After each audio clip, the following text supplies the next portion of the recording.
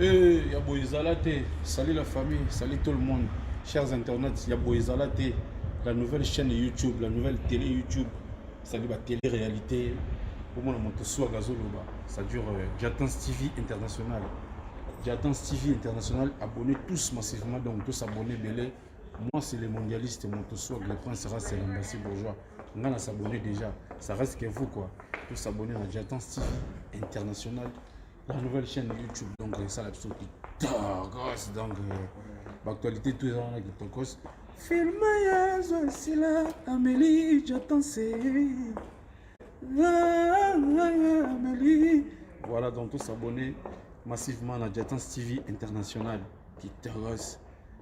Ça bouge même pas quoi.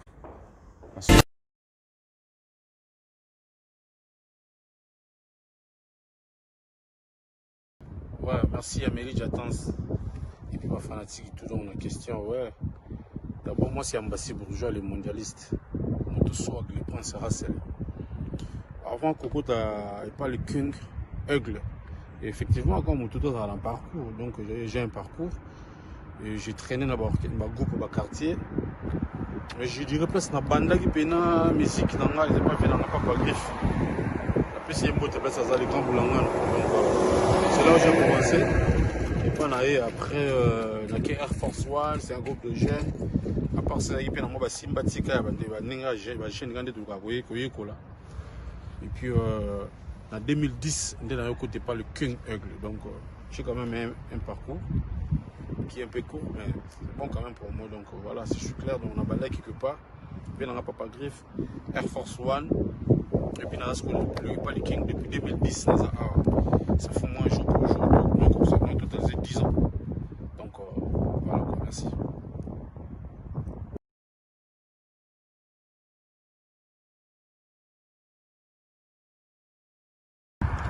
Oui, ouais, donc c'était pas facile. Ça dit vie qu'on doit vivre à Kinwana. Bon, on a fait ça mon nez. Du coup, moment où on est dans la poteau, facilité. J'avais contacté l'un de mes vieux qui s'appelle Nati Lokole. Donc, en complicité, on va venir à Patine Saraza, Bachir et Yobi. Et on va Francis Molenga. On va faciliter un tâche. Donc, on a vu Nati Lokole, mais on a dit pas Kung. À présenter un Kung. Et faciliter qui démarche dans le côté groupe. À côté qui je suis là, je travaille. Et ça fait au moins 10 ans, au mois d'août, au mois d'octobre plutôt. J'aurai mes 10 ans. Et je fais mon travail, donc ça va. Mais là, le commencement était toujours difficile. Donc, au début, vraiment compliqué. Mais bon, Dieu a fait grâce et plutôt persévérer, qui te tenir, le lot, tout ça.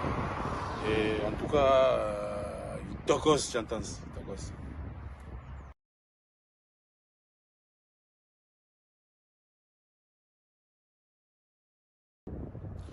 Ouais, bah, projet, toute ambition, ils ont moins belé. C'est-à-dire, les autres doivent appartenir dans le Kung. Ils doivent mettre un biseau, ils doivent diriger biseau. On ne peut pas, pour ça, les usurpations, toutes les relégations, nous devons avoir. Et c'est vrai, on doit toujours accompagner Vision Naye.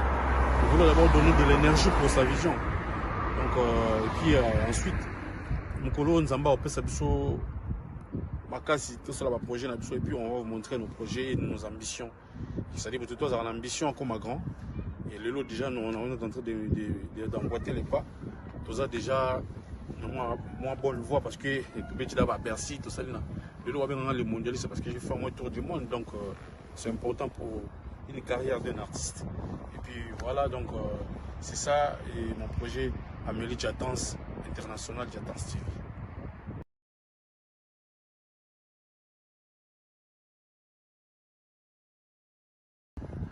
Oui, pour ne pas être hypocrite, effectivement, un jour j'aurais fait une carrière solo.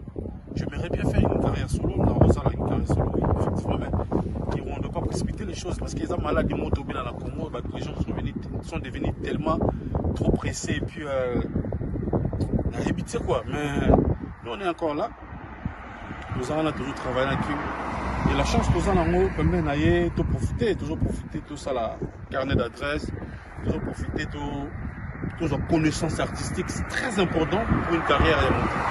Parce que ce qu'on permet à artiste, il faut au moins un bagage artistique est important parce que au magasin peut même na voiture na banda côté faut mana mutuna bagage de moni bagage moi kala balbara faut la que ça mutu koloba mbisi qui kopesa ka mbisi tous les jours. Nous on apprend à côté des Fally pour pas que notre boss aigle. On apprend ça dire bah blo moto sur la ming pena ba Yarjimboyo to sur la ming na Yarjimboyo ya Merdezi to sur la on a ba Chikokeli Zine ba Jine Molengi ba Jine Ombela ça dire ça.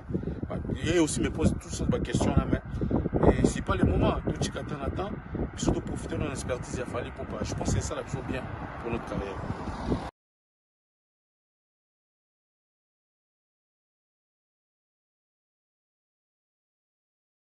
Ouais en tout cas Amélie je pense question les amours kilos trop ce qui est possible un jour le King après ça à produire ngai to monsieur moko na album na kata la belle victime oui ça possible parce que à l'instant toujours pour accéder dans un moment single c'est-à-dire tous les musiciens et un groupe bazo ba single manze moko ils ont un coffret album ils ont manze après ils ont déjà projet moi bien mais le projet est produit par lui-même et son label donc là c'est qu'un jour ils allaient payer tout le monde dans ils allaient paf et puis si bien pour naïe donc pour ça l'album les labels qui n'ont pas travaillé état professionnel ça dérange pas donc ça dérange pas ils appellent à tout n'est tout sur la ils appellent à projet naïe donc ils projet naïe un jour il faut à Tchaba biso à petit naïe pour je pense dès que ça va single déjà la première fois déjà il y a projet wana ou question tout wana s'il faut un jour il va nous donner de la chance de faire un album produit par son label oui effectivement parce que la single tout ça les a déjà produit par le label naïe Atiki biso tout explosé Atiki biso tout exploité tout démonter de quoi nous sommes capables important.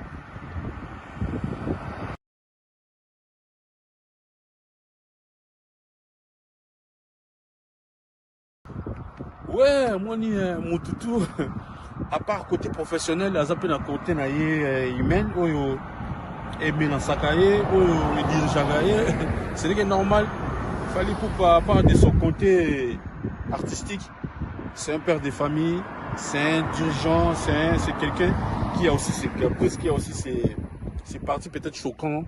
Et puis Aza, Moutoumou a bien, c'est un monsieur bien, et puis c'est un monsieur correct, à la correct. Ce que j'ai remarqué du côté humain, c'est vrai, côté humain, côté on a la message, mais côté artistique, mais qui correct. C'est quelqu'un qui aime de vrai, c'est quelqu'un qui a valorisé la valeur, c'est quelqu'un qui a un franc parler. Il est ou noir ou blanc, c'est que j'ai compris à lui. Donc, ma gouille trop très à vivre en amont droitier. Du côté à moi, parce que normalement, face à la double face. Côté face, mon côté face, non, c'est un vrai monsieur. Ça, je le dis pas parce que ça, patron, mais puis du côté mon colérique, il se fâche un peu rapidement. On va mettre ma deux vapés à Silgambang. Donc, on les a, mais tout le monde a la qualité, un petit défaut.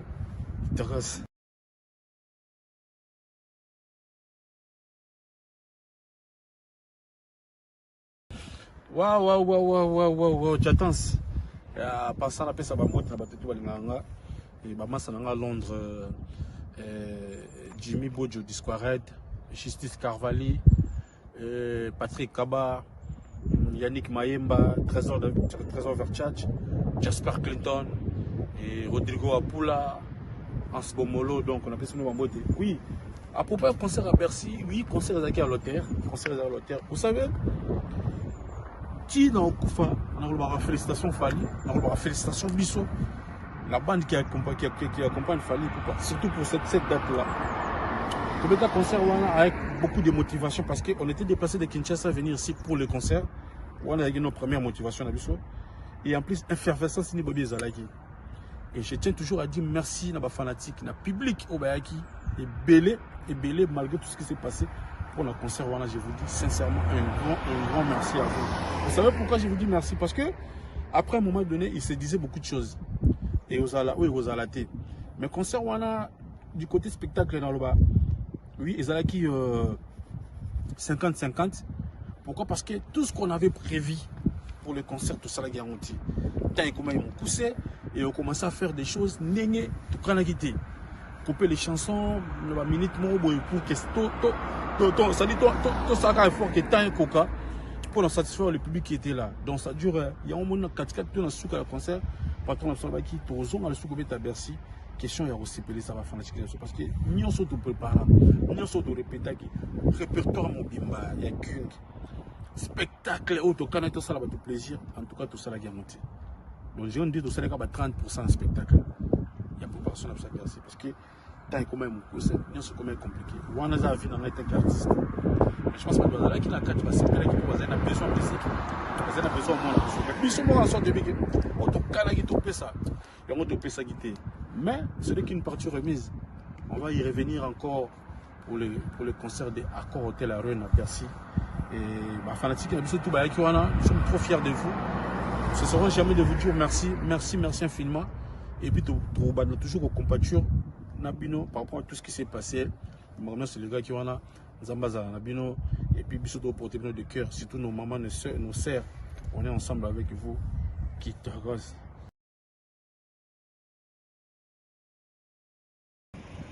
Ouais, Amélie Jotans, ça c'est une question très glissante. Très glissante plutôt, il y a un combattant. Point de vue, on a pour combattant. Oui, moi j'encourage le combat. On a toujours encouragé le combat depuis tomber dans le solo combat, il faut combattre ça là. Parce qu'un peuple sans combat, je pense qu'il va y avoir une balle. Mais dans l'Oba déjà mis une fois que le plus grand combattant de tous les combattants c'est Fally Ipupa. Bon, les autres, on a trouvé sol. On a un confinement. On a créé un trophée. Ça tue les attaques plus maillé le Congolais tout. Mais c'est toujours quelqu'un qui a les soucis de partager ses projets, ses pensées, ses moyens avec les Congolais.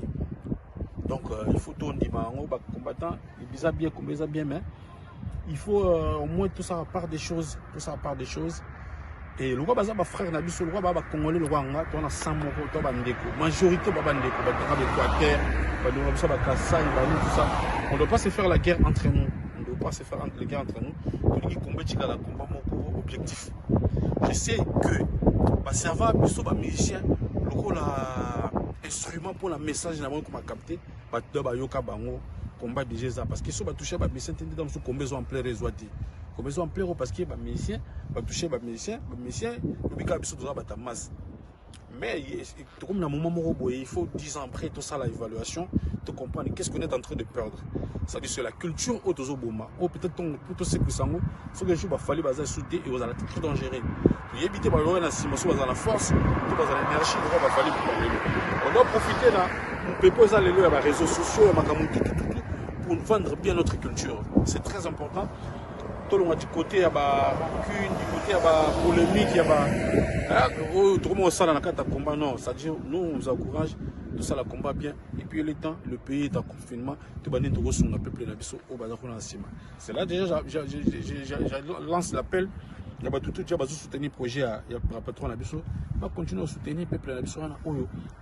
On a besoin de l'IPA, on a besoin de sucré, on a besoin de l'osso pour le confinement parce que tu as vu comment nous on vit là-bas à Kinshasa, on vit au Congo. Donc le combat reste le combat. Nous on ne va pas entrer à l'intérieur pour que ça nous doute. Et puis nous sommes dans des pays démocratiques. Il y a Bissona, en France, c'est un pays moins démocrate. Donc ils sont libres de faire leur combat, mais de nous épargner quand même dans ma campagne. Oh, Bisso, tu ne gagneras rien. Et puis, toujours gagner per rien. Et puis, toujours ralentir, on est peut-être ma carrière, il y a parce que ici en Europe, tous les combattants, tous les méchants sont indés, ils font leur travail respectif. Calmement, donc, calmement, ça va. Il faut moins parce qu'on ne doit jamais faire bras de fer là-bas. C'est la bras de fer là-bas. Ça, c'est pas à nous, quoi. C'est pas à nous, donc. Et maintenant, soutenir surtout le combattant, le numéro 1 de tous les combattants qui est M. Fally Ipupa. À la fondation, ils sont déjà battus à ça, tout le monde a mission, et puis les lots, et comme ça, on a un coronavirus, on a trouver une solution pour son peuple. Je pense que ça, il démarra bien Amélie Jotans. Donc, merci pour la question.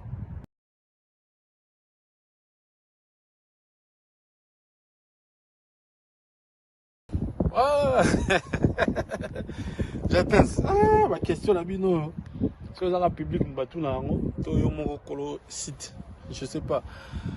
Parmi ma mission, il fallait pourquoi on a la télévision trop et puis pas toi pour la non pour la dit. Chaque fois et il fallait ça le la Coca-Cola les trois à marque déposée pour la biso. Il fallait ça mon souvenir biso tout faut tous aux liens durant toujours mon nez. Alors franchement biso parce que toujours bien là pour tous autres. Donc quand moi je passe à la télévision, c'est d'abord pour vendre mon artiste. J'ai déjà vendu dans les et puis de vendre aussi mon visage et puis côté mon image. Dans la télévision, quand il pour faire joli, dans la télévision, quand il y a des informations, et surtout que nous avons le droit de réponse, tu as pour éclaircir sur bateau. Donc, porte ça ouvert pour la mission, surtout quand les gagner télévision dans la ligne. Patron, on a besoin de monter que notre yo les gâteaux, yo les gars, non, quand on monte, porte ça ouvert pour la bateau, tu vas les gagner télévision. Donc, on va les gâter, peut-être que on va y raison de les gâter. Et puis, il y a avec l'État, on va les gâter parce qu'il y a une carrière, nous sans médias. Il y a une carrière sans médias. Mais quand on a tout, on va pas peut-être comme si on a le courage et puis je comprends la vision on a comprendre et puis on a valeur artiste auto accompagner on a de la railler il on a défendre il on peut na sa information question aussi peut il y a pour me faire vendre donc c'est comme ça bah tout les télévision déjà bon on a Kabuya il passe à la télévision c'est notre star il est tout le temps dans les réseaux sociaux bon on a vient dans les Mbunza Chinolia Gidea bon on a tout basta tout les gars là mais peut-être que la présence dans les remarquable et tout les influences nous avons créé on peut commander on a de tout nous ça ça l'effort à comme ça on est parce que patron absolu seulement tirer les bisous tout le monde mais tout le monde va bêtise tu as refin à battre tu as rencontré ma question à battre tu as répondre à droit de réponse à ma tout ba fin à railler tu vas le contraire ma caméra été bisous tu vas éclaircir ma caméra les gars ma maison c'est les alliés donc je pense c'est ça vraiment la bonne réponse.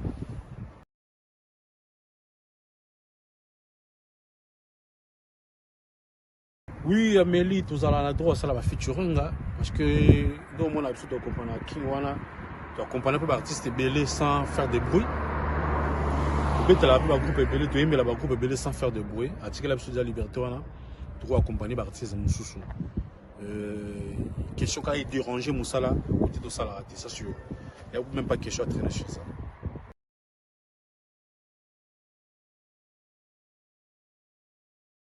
Ah mais trouver question va bien. Trouver le vie en Europe ici sans confinement ou avec confinement, mais il y a toujours la différence pour moi.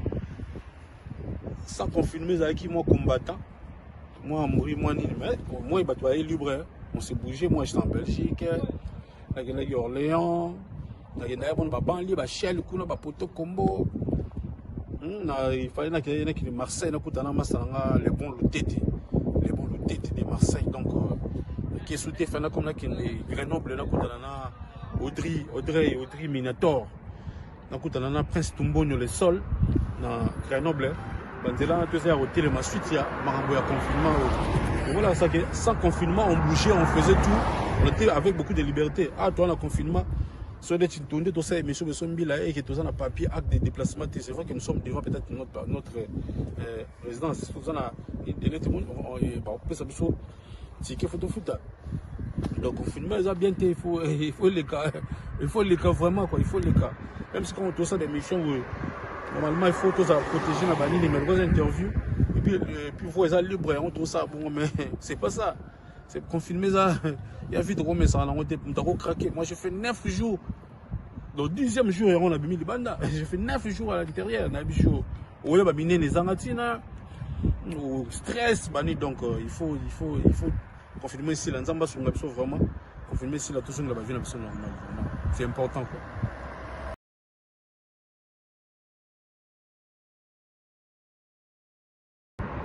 Ah, Amélie, question piège ça, question piège, hein? question piège.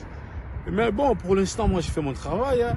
Donc à qui je vis bien, je suis avec ma famille, je fais mon taf d'abord.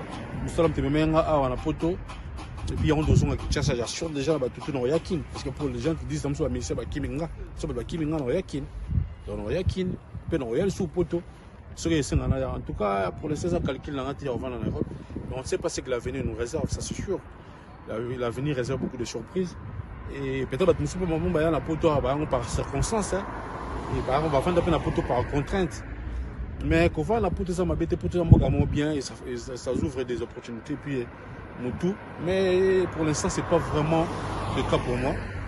Tout ça, et puis, nous avons comme des choses qui sont déjà. Donc, il faut tout ça dans le salon, mais sinon, tu peux avoir objectif. Mon respect, on peut s'absorber dans tout ça, pour tous alliés, pour tout ça. Ensuite, on peut se faire comme un chica. Donc, tu as un métro, tu as un caillou. Alors, tu as un galon, tu as un ils ont sauté. Ils ont sauté. Alors, il faut bien conserver la carrière à mon pot. Tout comme on a une étape pour aller. Parce que la main est belle, tu vas avoir mission à Kinde, tu as déjà vraiment qui m'a parce que. On a tout compris le vignes à mener. Donc, c'est compliqué, quoi.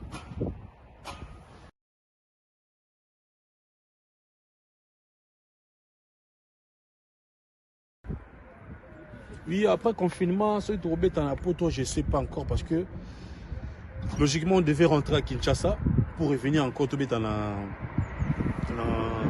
Allemagne, puis Belgique.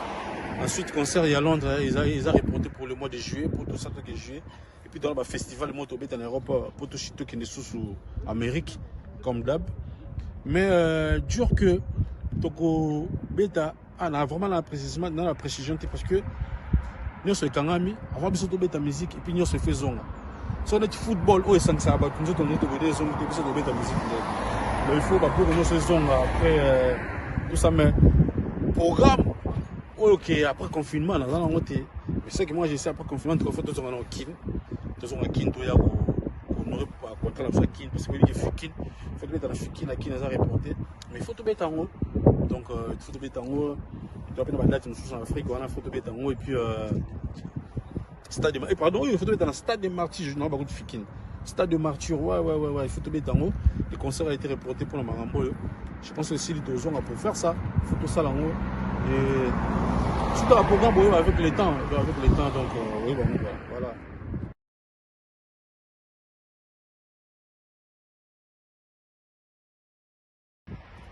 Ouais, en tout cas, merci beaucoup pour le temps au Pessinga interview. Ça dit c'est trop professionnel quoi. Merci à Ejimboyo pour ton assistance. Mais attends, pour ta chaîne YouTube, va s'abonner, ça va bien. Et puis ils allons bébé chaîne. Nous on a quand même, nous on croit à toi. C'est dit que c'est obligé de y aller, et ça la chaîne, et ça la personne sont bien. Donc coup de chance, coup de chapeau à Jantas TV International de Amélia Diatans. Amélie Diatans, moi na maman Niki Diatans, maman na Queen. Donc ça la chose bien. À passant on peut profiter de ça va dédicace. Donc tout va soutenir nga, tout va linganga. Allons à Paris, va manga bien. Bazalanga bien, je salue Gère des Cantons, papa na Géris. Gère des Cantons, les gars trésors. Et dans ce mang j'étais salé Chico Kelly Izine. Donc nous dans les bandes qui toko. Venant de l'homme en pouille, en tout cas, ma condoléance, je vais te bien à Kin. Et venant à payer ma homosengo, à ce que tu as ma tanga, à Château Rouge, à faire un mos mosengo. À battre sur mos mosengo, salon mos mosengo à Château Rouge, à d'autres cabisos, donc paix à son âme. Et Kevin Filet, 14 années, Awa, na Paname, Junior sait que le Grand Paris, la pêche au beauté. Je pense que la bourse, c'est des amours compliqués. Junior Mbela, bon cœur. On va la bobette, salon bobette na matongé. Et la personne na Giné Molongi, le vainqueur.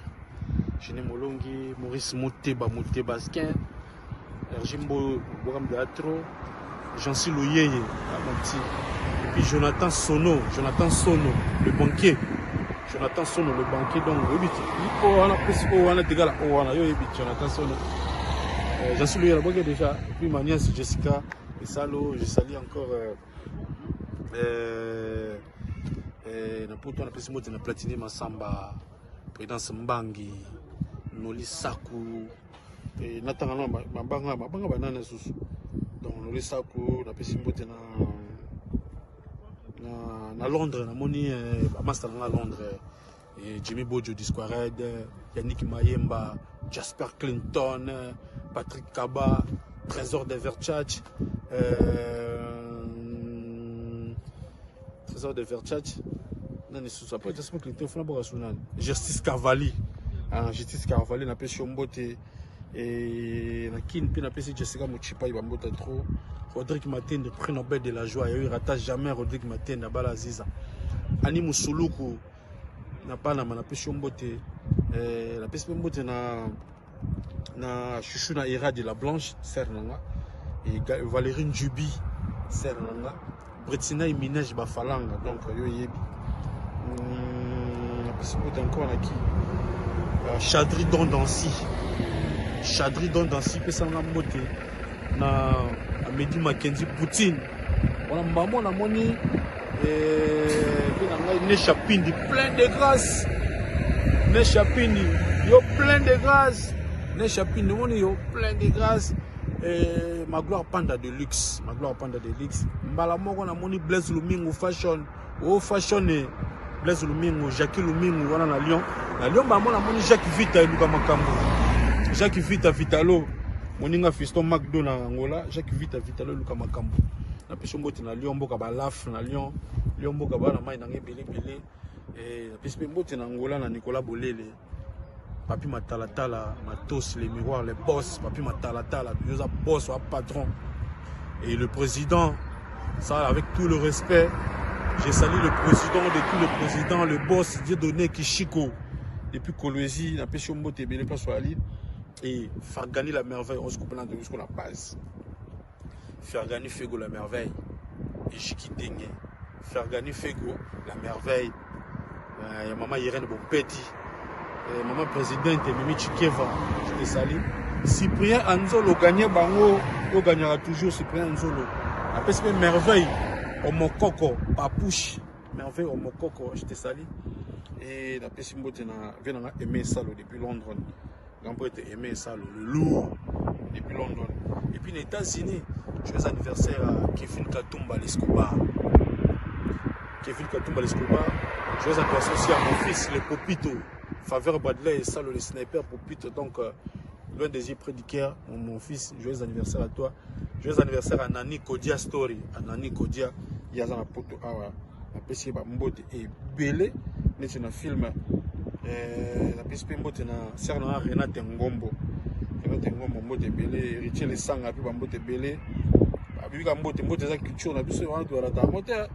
Donc Mbote Belé sous na Alain Mousikelo depuis London. So na bosso omi péché. Alain Mousikelo na London. Jean-Lionel Galliano na London. Jean-Lionel Galliano na London. Et puis Tonto Lukuki la Mansale na London. Tonto Lukuki la. Ah on a pesi Mbote na Papi Litanda. Papi Litanda na Mbote. Puis sans oublier au fond de la caméra ce qu'on bien bien. Fait dans Patrick Fambe leader.